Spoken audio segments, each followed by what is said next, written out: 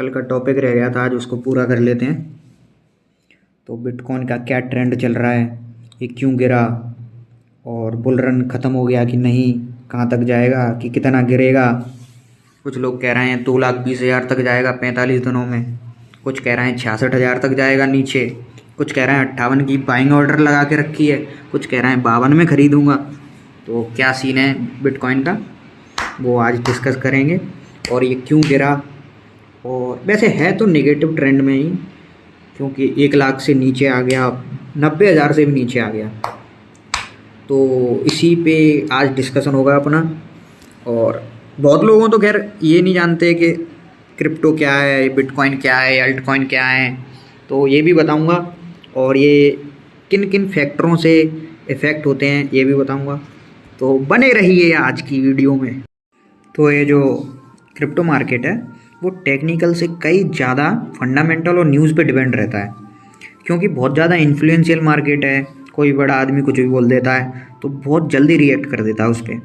खैर न्यूज़ पे तो सारे ही मार्केट टिके हुए हैं, जैसे इंडियन मार्केट को ही ले लो, बजट डे पे क्या हाल रहता है वो देखा ही है आपने।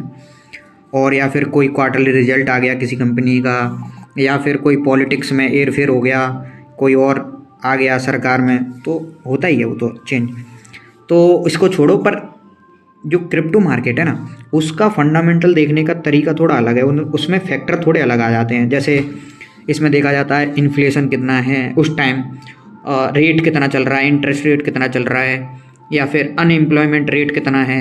और ये मोस्टली देखा जाता है अमेरिका का, क्योंकि अमेरिका हब है यार, मेन है, क्योंकि अमेरिकी डॉलर वर्ल्ड वाइड सबसे मेन करेंसी है, तो इसीलिए उसी का देखा जाता है। तो आज ये जो कॉन्सेप्ट्स हैं, जैसे फेडरल रिजर्व का इंटरेस्ट आता है, उसका क्या इम्पैक्ट पड़ता है मार्केट पे, और ये क्यों कम ज़्यादा किया जाता है, इससे इकोनॉमी पे क्या फ़र्क पड़ता है, अमेरिका क्यों कम ज़्यादा करती रहती है, 1 साल में 2 बार भी कर दे, तो ये क्यों होता है, इन्फ्लेशन को कैसे कम ज़्यादा करते हैं, ठीक है, अनएम्प्लॉयमेंट रेट का क्या प्रभाव पड़ता है बिटकॉइन पे, या क्रिप्टो इंडस्ट्री पे, या फॉरेक्स इंडस्ट्री पे, या गोल्ड पे, ये सारा डिस्कस करेंगे आज।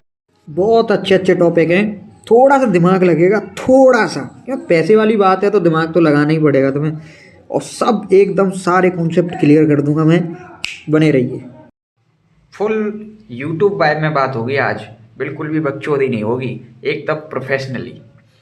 तो आज मैंने एक शॉर्ट्स भी देखा था जिसमें एक मतलब विदेश का था, कोई फॉरेनर अंग्रेज था, तो इंग्लिश में बोल रहा था कि ये आपकी लाइफ का लास्ट मौका है बिटकॉइन को 90,000 से नीचे खरीदने का। और एक मैंने देखा, मतलब एक और देखी शॉर्ट्स, उसमें बोल रहा था कि 56,000 तो आएगा ही आएगा, 56,000 पे मैंने बाइंग ऑर्डर लगा के रखा है।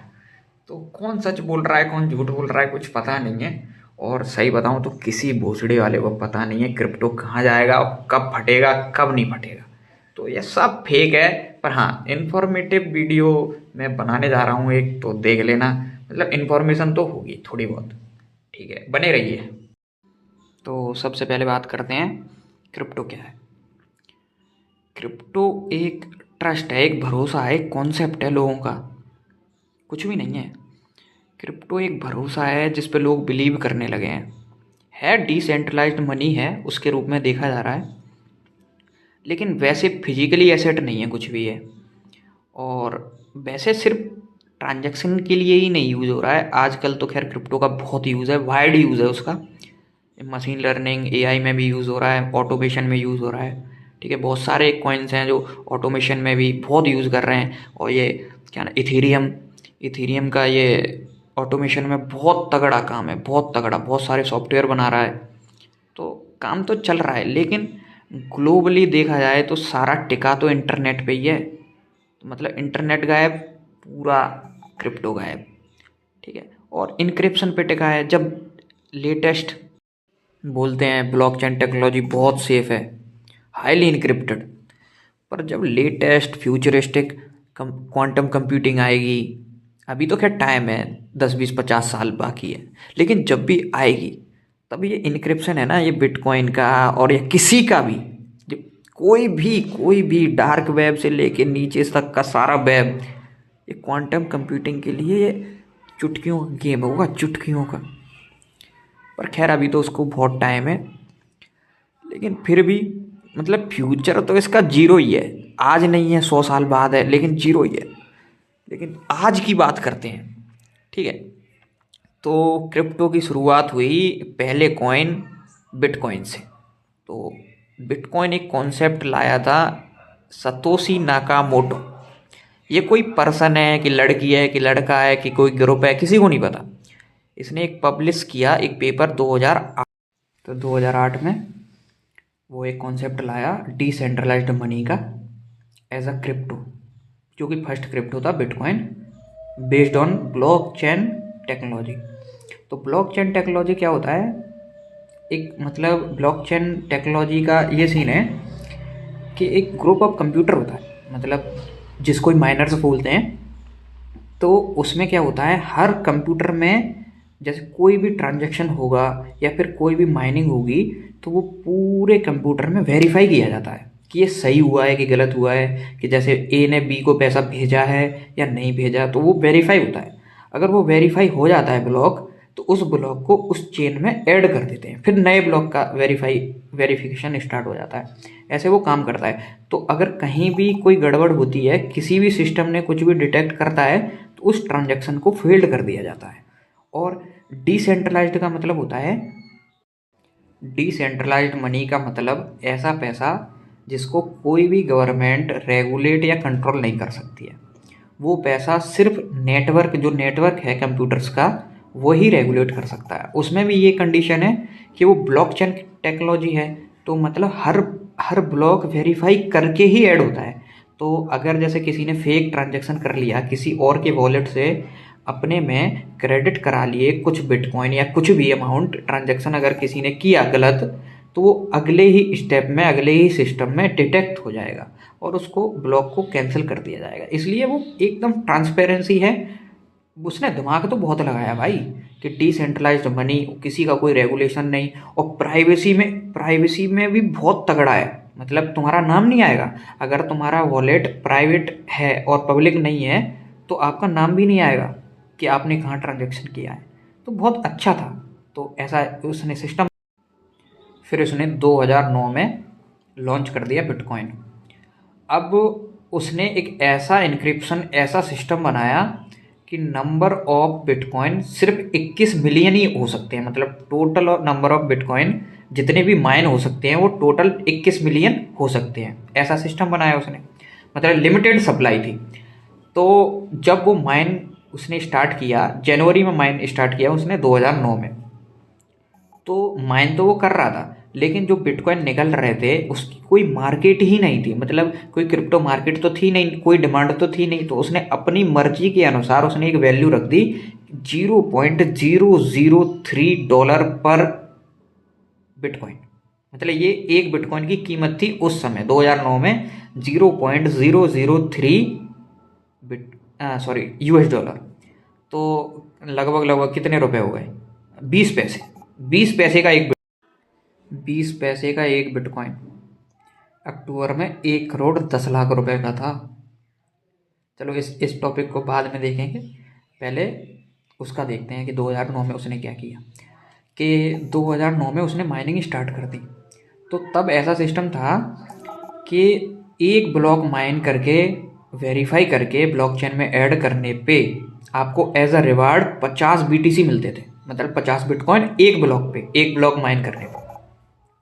तो उसने लगभग लगभग 1.5 साल तक माइनिंग की। अकेला माइनर था वो, अकेले माइनर ने 1.5 साल तक माइनिंग की और लगभग लगभग 1.1 मिलियन BTC माइन किए। एज अ रिवार्ड मिले उसे। माइन तो उसने ब्लॉक किए थे। अब ब्लॉक क्या, वो मतलब वही सेम, कुछ भी कह लो यार, ब्लॉक कह लो, बिटकॉइन कह लो, पर ऐसा ब्लॉक ही, जो ब्लॉकचेन टेक्नोलॉजी में block of bitcoin he mine किए जाते हैं। जैसे तो पहले तो वो अकेला ही एक ही सिस्टम पे करता होगा, फिर उसने 2-3 सिस्टम लगाए, एक कंप्यूटर का नेटवर्क बनाया ऑटोमेशन से, तो उसने माइनिंग करता रहा वो। तो इसमें एक और सिस्टम था कि जैसे ही तुम एक ब्लॉक को माइन करोगे, उसके बाद अगला जो ब्लॉक माइन करोगे उसको, तो उसमें कंप्यूटिंग ज़्यादा लगेगी, डिफ़िकल्टी लेवल उसमें बढ़ जाता था। मतलब जैसे ही एक ब्लॉक तुम माइन कर दोगे, उसके बाद अगले ब्लॉक को माइन करने में और ज़्यादा प्रॉब्लम होगी, और ज़्यादा कंप्यूटिंग, बिजली कंप्यूटर का पावर लगेगा, मतलब कुल मिला के कठिन हो जाएगा, जितना करोगे उतना कठिन। तो ऐसे ही करते करते शुरू में तो इजी था, एक एक सिस्टम पे ही हो गया। फिर उसने नेटवर्क बनाया, धीरे धीरे माइन किए, तो उसने लगभग लगभग 11 लाख बिटकॉइन माइन कर लिए। उसके बाद वो गायब हो गया इंडस्ट्री से, एकदम गायब। उसने अपना पब्लिक एड्रेस बनाया, उसमें पब्लिक एड्रेस में अपने बीटीसी रखे और गायब हो गया।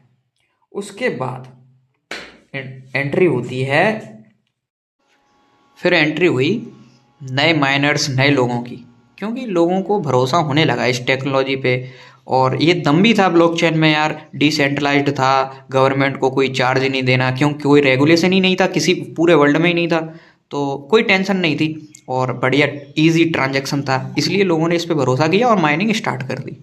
और इसमें एक सिस्टम और था कि जैसे ही तुम 2,10,000 ब्लॉक ऐड कर दोगे ब्लॉकचेन में, उसके बाद रिवार्ड आधा हो जाता था। जैसे 50 मिलते थे पहले एक ब्लॉक पे, अब जैसे 2,10,000 माइन हो गए ब्लॉक, उसके बाद रिवार्ड $25 पर ब्लॉक मिलने लगा, वो 25 BTC पर ब्लॉक मिलने लगा। फिर जैसे 2,10,000 और माइन हो गए ब्लॉक, उसके बाद 12.5 मिलने लगा। आज टोटल ब्लॉक हो गए हैं माइन 8,40,000। अभी रिवार्ड मिल रहा है 6.25 BTC पर ब्लॉक। कुल मिला के ये है, जब इनिशियल फेज था तो माइनिंग करना भी इजी था, ठीक है, कंप्यूटिंग पावर भी कम लग रही थी, और एक ब्लॉक पे 50 BTC एज अ रिवार्ड मिल रहा था। आज की डेट में माइनिंग करना भी बहुत कठिन है, मतलब बहुत सारा सिस्टम चाहिए, बहुत सारे ग्राफिक्स कार्ड, बहुत सारा सिस्टम, बहुत नेटवर्क बड़ा, तब जाके एक BTC माइन होगा। तो आज एक ब्लॉक माइन करने पे 6.25 BTC मिल रहा है, मतलब BTC भी कम मिल रहा है और माइनिंग भी बड़े मतलब कठिन हो गई। तो इसका ये रीज़न है ना, पहले उसकी कीमत भी तो भैंचो 20 पैसे थी, फिर 1 रुपये हुई, 10 रुपये हुई, 100 रुपये हुई, 20 भाई, मतलब 100 रुपये के बाद 4,000 हुई, 8,000 हुई, 10,000 हुई, 20,000 हुई, 1 लाख हुई, आज 1 करोड़ रुपये। समझ रहे हो, ये फर्क है भाई। और ये जो रिवार्ड 50 BTC से 25 हुआ, 25 से 12.5 हुआ, 12.5 से 6.25 चल रहा है अभी, तो ये होने को बोलते हैं हाफिंग होना। तो जब ये टाइम आता है ना, 2,10,000 ब्लॉक जब कंप्लीट होने वाले होते हैं, तब मार्केट में बहुत वॉलेटिलिटी आ जाती है, मतलब बहुत ज़्यादा ऊपर नीचे होता है, प्रिडिक्ट नहीं कर सकते उस टाइम। तो वो अभी रिसेंटली निकल के गया है टाइम, तब 6.25 हुआ था। और अभी total number of BTC mine हो गए हैं 19 से 20 मिलियन, लगभग लगभग 2 करोड़ माइन हो चुके हैं। अब बात करते हैं, क्या बात करें, बेसिक्स तो हो गया, और बेसिक्स में क्या रह गया, हाँ, ये दुनिया का सबसे बड़ा रिटर्न देने वाला एसेट है, मतलब लाइफ टाइम एवरेज नहीं, लाइफ टाइम में सबसे बड़ा रिटर्न देने वाला एसेट, 0.003 से 1 करोड़, 20 पैसे से 1 करोड़, 5 करोड़ गुना हो गया। अरे 5 करोड़ छोड़, तू 10 मिलियन टाइम्स मान ले, परसेंटेज में देख ले, 10 मिलियन मतलब 1 बिलियन% ग्रोथ लाइफ टाइम में। 1 बिलियन% ग्रोथ समझता है कितनी होती है? 1 का 1 करोड़ कहीं तेरे पापा 100 रुपये लगा देते तो 100 करोड़ आज की डेट में, सिर्फ 2010 में लगा देते तब। और अब तो बड़ी बड़ी जो बड़े बड़ी कंट्री इस पे जो भरोसा दिखा रही हैं, अमेरिका जैसी कंपनी, वो अमेरिका जैसी कंट्री पूरा रेगुलेशन ला दिया और पूरा सपोर्ट कर रही है। भूटान जैसी कंट्री की तो GDP इसी पे टिकी है, माइनिंग कर रहे हैं वो, हाइड्रो पावर से माइनिंग कर रहे हैं दबा के। 1 करोड़ से ऊपर का एक बिटकॉइन, भाई मैंने खुद देखा है 18-20 का, तो खुद 2-3 साल पहले की बात है। और आज देख लो, आज BTC की अकेले की मार्केट कैप 2 ट्रिलियन से ज़्यादा की है, $2 ट्रिलियन। हाँ अभी 20-30%, 30% गिर गया है, तो मान ले $1.7 ट्रिलियन। फिर भी $1.7 ट्रिलियन का सिर्फ एक क्रिप्टो कॉइन की वैल्यूएशन है, बताओ। वो तो ये ट्रम्प ने बकचोदी कर दी चाइना वाले प्रोडक्ट को लेके अक्टूबर में, जिससे जो लेवरेज ट्रेडर थे जो क्रिप्टो के 2000 लोगों से ज़्यादा लोगों ने आत्महत्या कर ली, मरे गए 2000 से ज़्यादा। अक्टूबर की बात कर रहा हूँ। लेवरेज ट्रेडिंग करते थे जो। लेवरेज का मतलब मैं अभी अगले में बता दे रहा हूँ। लेवरेज ट्रेडिंग का मतलब है जैसे ये इंडियन मार्केट में है नहीं, ऑप्शंस हैं, फ्यूचर्स है, लेवरेज मिल जाता है 20x का, और ये स्पॉट में भी मिल जाता है 5x का, कोई कोई ब्रोकर दे देता है। मतलब ऐसा होता है जैसे तुम्हारे पास 100 रुपये हैं तो आपको जो एक्सचेंज या ब्रोकर आपको एक्स्ट्रा पैसा दे देगा। जैसे आपके 100 रुपये रखेंगे, उसके बाद 1000 रुपये और दे देगा, मतलब तुम्हारे पास 1100 रुपये हो गए। 1100 रुपये का तुम ट्रेड ले सकते हो, लेकिन तुम्हारा मैक्सिमम तुम लॉस सिर्फ 100 रुपये का ही कर सकते हो। तुम्हारा जो फंड है उसका तुम लॉस कर दो, बाकी वो अपने आप कट हो जाएगा, ये सिस्टम है। लेकिन प्रॉफिट होगा तो 1100 के परसेंटेज पे प्रॉफिट आप लोगे पूरा, उस थोड़ा कमीशन वो ब्रोकर या एक्सचेंज लेता है। ऐसे ही जो क्रिप्टो में है ना, तो एक्सचेंज भाई हज़ार हज़ार गुना का लेवरेज दे देती हैं। मतलब 500 रुपये से तुम 5 लाख की ट्रेडिंग कर सकते हो, ये सिस्टम है। लेवरेज ट्रेडिंग में रिस्क और रिवार्ड दोनों ही बहुत ज़्यादा है। मतलब 500 रुपये से तुम्हारे पास इनिशियल फंड 500 रुपये है, तुमको एक्सचेंज ने 5 लाख रुपये दे दिए ट्रेड करने के लिए। अब 5 लाख रुपये से तुमने मान के चलो लॉन्ग पोजीशन बना ली, मतलब अप ट्रेंड का ले लिया ट्रेड, और वो 1% ऊपर चला गया, सिर्फ 1%। तो 5 लाख का 1% होता है 5000 रुपये। मतलब तुम्हारे पास तो सिर्फ 500 रुपये थे, तुम्हारा प्रॉफिट 5000 रुपये, मतलब 500 से 5000 रुपये कमा लिए तुमने, 10 गुना का प्रॉफिट। समझ रहे हो, सिर्फ 1% के मूव से। लेकिन अगर 5 लाख से तुम्हारे फेवर में नहीं गया, 5 लाख से ट्रेड ले लिया और तुमने अप ट्रेंड का ट्रेड लिया, अगर वो 0.1% भी सरका ना, 0.1%, तो तुम्हारा 500 रुपये गया पूरा। समझ रहे हो, तो रिस्क भी पूरा ही है ना, इसीलिए लेवरेज कम लेना चाहिए। अब ये चोद फैला कैसे वो सुनो। अभी चल रहा है बुल रन। बुल रन मतलब सारे अल्ट कॉइन और बिटकॉइन सारे ये भाग रहे हैं, मतलब अंधा भाग रहे हैं। ये गिरने के बहुत कम चांस हैं, अभी भी गिरने के कम ही चांस हैं, अभी ख़त्म नहीं हुआ। फिर कुछ भी नहीं पता, वैसे तो किसी को कुछ नहीं पता, कहीं भी जा सकते हैं, 0 भी हो जाए, 2 लाख भी हो जाए, 3 लाख भी हो जाए, कुछ भी हो सकता है। पर जो बताते हैं टेक्निकल से बता रहे हैं, उस हिसाब से मैं बता रहा हूँ। तो क्या हुआ, जो ट्रम्प ने बकचोदी की, अपना उल्लू सीधा करने के लिए बकचोदी की, तो उससे क्या हुआ, मार्केट में थोड़ा पैनिक आ गया। तो जो लेवरेज ट्रेडर थे ना, उनने सब ने लॉन्ग पोजीशन बना के रखी थी फ्यूचर के लिए, ठीक है।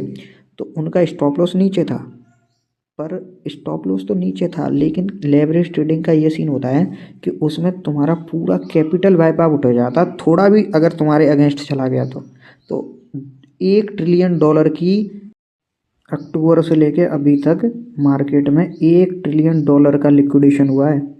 लिक्विडेशन का मतलब जो रिटेल ट्रेडर थे वो वाइप आउट हो गए पूरे, मतलब वाइप आउट, उनका पूरा घर बार चला, मतलब घर बार नहीं, जितना पैसा लगा हुआ था लॉन्ग पोजीशन में वो सारा चला गया। तो फिर उससे और पैनिक सेलिंग आ रही है, और कुछ नहीं है, देखो कब तक गिरता है। अब इन सब से अमेरिका कैसे मजे ले जाती है वो देखो। जैसे कि किसी साल, पिछले साल से ज़्यादा अनएम्प्लॉयमेंट रेट हो गया जैसे अमेरिका का, तो अनएम्प्लॉयमेंट रेट होता है उस देश में कितनी बेरोज़गारी है, कितने नंबर ऑफ बेरोज़गार है। मान के चलो इस साल 100 हैं और अगले साल 120 हो गए, तो 20 ज़्यादा हो गए ना, तो इससे नेगेटिव इम्पैक्ट पड़ता है कंट्री की इकोनॉमी पे। क्योंकि बेरोज़गार ज़्यादा हैं, क्यों हैं कि कंपनियां उनको ले नहीं रही। क्यों नहीं ले रही, कंपनियों के पास पैसा नहीं है, तो कंपनियां अच्छा परफॉर्म नहीं कर पा रही हैं, इसीलिए तो निकाल रही हैं। तो इससे पूरा देश, पूरा वर्ल्ड ये जान लेता है कि अमेरिका की गांड फटी हुई है अभी। तो वो क्या करते हैं, डॉलर को उनके बॉन्डों से ले लेते हैं, जैसे उनके बॉन्ड से पैसा निकाला तो और इकोनॉमी डाउन चली जाती है। तो इससे बचने के लिए अमेरिका क्या करता है, उनका एक मास्टर आदमी है, रिजर्व बैंक है उनकी, फेडरल रिजर्व बैंक। रुको आगे। तो उनका जो फेडरल बैंक है ना, वो इन सब टेक्निकल्स को देखती है, पढ़ती है, उनकी पूरी टीम है, तो बैठ के देखते हैं कि क्या चल रहा है देश में। तो उनने देखा कि बेरोज़गारी ज़्यादा है, अनएम्प्लॉयमेंट रेट ज़्यादा आया है इस साल। तो वो क्या करते हैं, वो सोचते हैं क्या दिक्कत है। तो उनने देखा कि कंपनियां अच्छा काम नहीं कर पा रही, उनके पास पैसा नहीं है। तो पैसा नहीं है, बाहर एक्सपोर्ट नहीं कर पा रहे हैं, बाहर एक्सपोर्ट नहीं कर पा रहे हैं तो घर का सामान ही महंगा हो रहा है। घर का सामान महंगा हो रहा है तो इन्फ्लेशन बढ़ रहा है। इन्फ्लेशन मतलब महंगा होने को ही इन्फ्लेशन बोलते हैं। तो इन्फ्लेशन, जब किसी कंट्री का इन्फ्लेशन बढ़ता है तो उस कंट्री की जो करेंसी है ना, उसकी वैल्यू कम हो जाती है। तो डॉलर की भी कमी होने लगती है, मतलब डॉलर का जो इम्पैक्ट है वो कम होने लगता है। तो अदर कंट्रियाज उस कंट्री के बॉन्ड से पैसा निकालने लगती हैं और कहीं रिस्की जगह या ज़्यादा जहाँ परसेंटेज मिले वहाँ पैसा इन्वेस्ट करती हैं, जैसे बिटकॉइन हुआ, गोल्ड हुआ, ऐसे। कुल मिला के जब अनएम्प्लॉयमेंट रेट ज़्यादा होता है तो सारे लोग उस देश से पैसा निकाल के क्यों क्यों निकाल रहे हैं, क्योंकि वो रिटर्न दे नहीं पा रहा, वो देश कमा ही नहीं पा रहा, तो देगा कहाँ से रिटर्न। तो वो वहाँ के बॉन्डों से पैसा निकाल के, अपने बैंकों से पैसा निकाल के वो ऐसे एसेट्स में पैसा इन्वेस्ट करते हैं जहाँ रिटर्न ज़्यादा मिले। तो ज़्यादा रिटर्न कहाँ मिलता है, जो रिस्की चीज़ें हैं जैसे कि गोल्ड। गोल्ड तो रिस्क कम देता है, रिटर्न भी कम देता है। तो जैसे स्टॉक हुए, स्टॉक मार्केट में पैसा जाएगा, पैसा जाएगा कहाँ, क्रिप्टो में जाएगा। तो जब अनएम्प्लॉयमेंट ज़्यादा होता है तो क्रिप्टो भागता है। ठीक है, एक पॉइंट तो क्लियर हो गया तुमको। तो जब अगर आपको रिजल्ट दिख जाए कि अनएम्प्लॉयमेंट रेट इस साल ज़्यादा है तो उस साल समझ जाना क्रिप्टो थोड़ा रॉकेट हो जाएगा। अब सुनो, अब अनएम्प्लॉयमेंट रेट से बचते कैसे हैं ये। अब ये एक इनके पास है ब्रह्मास्त्र, उनका है इंटरेस्ट। इंटरेस्ट से बचाते हैं। अब ये फेडरल वाले क्या करते हैं, अनएम्प्लॉयमेंट से डील करने के लिए ये करते हैं, अपना इंटरेस्ट कम कर देते हैं। तो इंटरेस्ट कम कर देते हैं तो बैंक से लोन लेना आसान हो जाता है। तो जितनी भी कंपनियां हैं वो बैंक से लोन लेने लगती हैं, लोन लेके अपने बिजनेस में लगाती हैं, इन्वेस्ट करती हैं, तो ग्रोथ भी करती हैं। ग्रोथ करती हैं तो फिर उनको स्टाफ भी चाहिए, फिर नई जॉब्स भी आती हैं, नई जॉब्स पे फिर ज्वाइनिंग होती है लोगों की। तो अनएम्प्लॉयमेंट रेट कम हो जाता है, लोगों पे पैसा आ जाता है। लोगों पे पैसा आ जाता है, वो फिर इन्वेस्ट कहाँ करेंगे, वो इन्वेस्ट करेंगे स्टॉक मार्केट में। फिर आता है स्टॉक मार्केट में पंप, जब एम्प्लॉयमेंट हाई हो जाता है तब। अब इससे एक चीज़ और होती है, जैसे ही लोगों के पास पैसा हो जाता है, ज़्यादा पैसा हो जाएगा, तो वो क्या करेंगे, वो खर्चा भी ज़्यादा करेंगे। अब जब खर्चा ज़्यादा करते हैं तो क्या बढ़ता है, क्या बढ़ता है, इन्फ्लेशन बढ़ता है। अब इन्फ्लेशन बढ़ता है तो क्या होता है, इन्फ्लेशन बढ़ रहा है। अब इन्फ्लेशन बढ़ रहा है तो वीक हो रही है करेंसी। तुम्हारी ग्रोथ तो हो रही है लेकिन वो बबल की तरह है। क्यों? क्योंकि तुमने बैंक से पैसा दिया है, देते जा रहे हो, देते जा रहे हो, और दे कहाँ से रहे हो, खुद प्रिंट कर रहे हो डॉलर। क्योंकि जो बाहर की कंट्रियां हैं, जो तुम्हारे बॉन्ड हैं, वहाँ से तो पैसा पहले ही निकल गया, लोगों ने निकाल लिया, क्योंकि तुम्हारा इंटरेस्ट लो है। इंटरेस्ट लो है तो वो क्यों इन्वेस्ट करेंगे तुम्हारे ऊपर। तो तुम्हारे बाहर से स्ट्रक्चर, तुम्हारा स्ट्रक्चर थोड़ा वीक हो जाता है। तो इससे डील करने के लिए वो दोबारा इंटरेस्ट बढ़ाते हैं। दोबारा इंटरेस्ट बढ़ाते हैं तो क्या होता है, कंपनियां फिर बैंक से पैसा लेना बंद कर देती हैं, और जो बाहर के एसेट्स हैं जैसे स्टॉक है, और या फिर गोल्ड है, या फिर तुम्हारा बिटकॉइन है, वहाँ से रिस्की पैसा निकाल के बैंक में जमा कर देती हैं, क्योंकि बैंक अब ज़्यादा इंटरेस्ट देगा। समझ रहे हो। और इसको देखकर बाहर का पैसा, जो बाहर के इंस्टीट्यूशनल हैं, वो भी पैसा तुम्हारे देश में इन्वेस्ट करेंगे, क्योंकि तुम ज़्यादा पैसा इंटरेस्ट। बहन जो ये अमेरिका वाले बहुत चालू हैं और सबको चूतिया बना रहे हैं, और कुछ कोई कर भी नहीं सकता ना। उनकी मर्जी, वो कभी भी कम करें कभी भी बढ़ाएं, उनका भाई, उनकी बैंक, उनका देश। तो वो एक साल कम कर देते हैं, एक साल बढ़ा देते हैं, एक साल बाहर से पैसा ले लिया, एक साल घर वालों से ही पैसा ले लिया। ये चल रहा है उनका। उसको छोड़ो, अब इसका फ़र्क क्या पड़ता है क्रिप्टो पे। अगर इंटरेस्ट रेट कम हुआ है तो क्रिप्टो बूम करेगा, फटेगा। और अगर इंटरेस्ट रेट ज़्यादा हुआ है तो क्रिप्टो नीचे जाएगा। इसका वजह क्या है, अगर इंटरेस्ट रेट कम है तो बाहर का पैसा उस देश के बॉन्ड में नहीं लगेगा, वो लगेगा ऐसे एसेट्स में जहाँ रिटर्न ज़्यादा मिले। तो जहाँ रिटर्न कहाँ ज़्यादा मिलेगा, क्रिप्टो में मिलेगा, गोल्ड में मिलेगा, वहाँ जाएगा पैसा सबका। और अगर इंटरेस्ट रेट ज़्यादा है तो सेफ जगह पे आदमी पैसा लगाता है। सेफ जगह कौन सी है, अमेरिकन बॉन्ड्स। तो अमेरिकन बॉन्ड्स में पैसा लगेगा, यहाँ से निकल जाएगा, ये सिस्टम है। बाकी जय हिंद। कैसी लगी वीडियोस बता देना।